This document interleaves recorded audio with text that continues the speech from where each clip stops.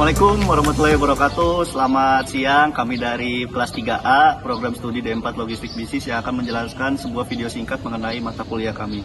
Berikut videonya. Selamat menyaksikan.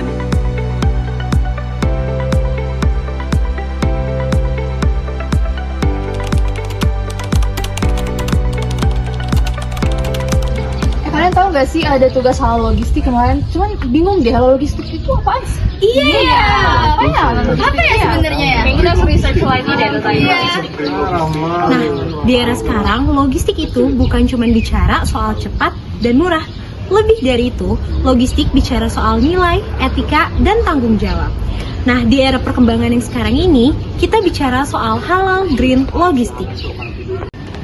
Nah, apa sih halal logistik? Halal logistik adalah sistem logistik yang memastikan bahwa barang halal tidak terkontaminasi oleh barang-barang haram dan najis, teman-teman. Nah, untuk hal tersebut biasanya diawali dari pengangkutan, pengemasan, sampai pendistribusian yang dipastikan tidak terkontaminasi dengan najis dan pastinya sesuai dengan syariat Islam.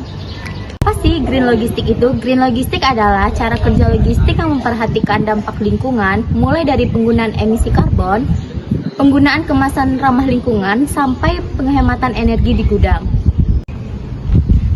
Nah, kabar baiknya antara dua konsep tersebut, antara halal logistik maupun logistik halal, dapat digabungkan. Seperti di negara-negara ekspor seperti Uni Emirat Arab ataupun ke Malaysia. Dua standar tersebut harus dipenuhi. Nah, di sini juga perusahaan memiliki tantangan dan peluang. Di mana tantangannya itu perusahaan membutuhkan biaya yang lebih tinggi dan membutuhkan SOP halal serta investasi teknologi. Nah, peluangnya juga menjadikan perusahaan lebih unggul, dipercaya, serta dapat memasuki pasar global. Halal green logistik bukan sekedar tren, tapi ini bagian dari perubahan logistik. Logistik yang aman secara syariah dan juga aman bagi lingkungan. Kami, sebagai generasi muda logistik, siap menjadi perubahan tersebut. Kami, mahasiswa ULBI, kami siap bawahan.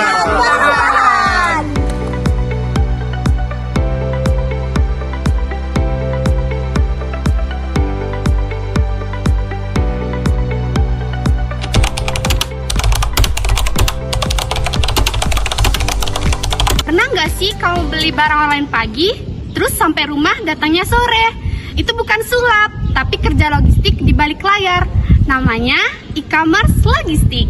E-commerce logistik itu kan sebuah proses ketika kamu sudah membeli sebuah barang dari platform-platform e-commerce, mungkin dari yang Shopee, Tokopedia, dan lain sebagainya.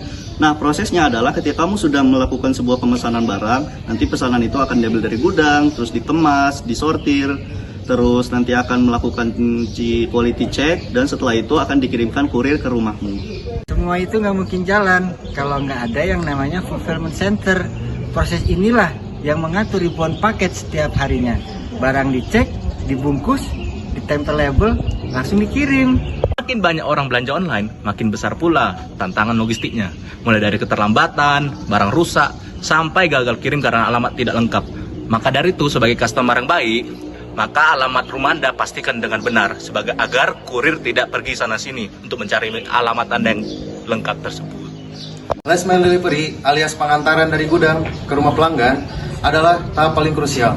Ini yang membuat orang senang ataupun kecewa.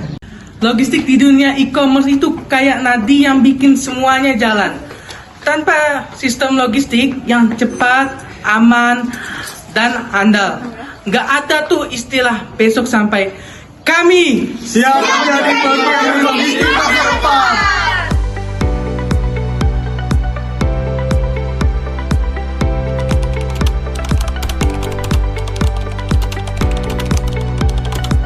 Nah, umumnya kita mengetahui ketika barang sudah sampai ke konsumen.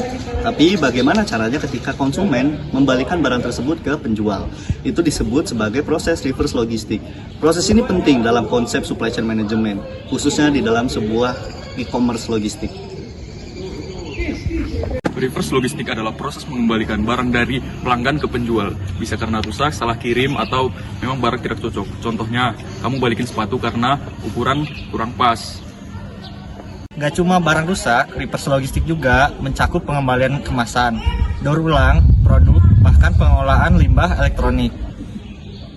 Tantangan lumayan besar. Barang yang dikembalikan harus dicek ulang, disortir, dan diputuskan. Bisa dijual lagi, didaur ulang, atau dibuang.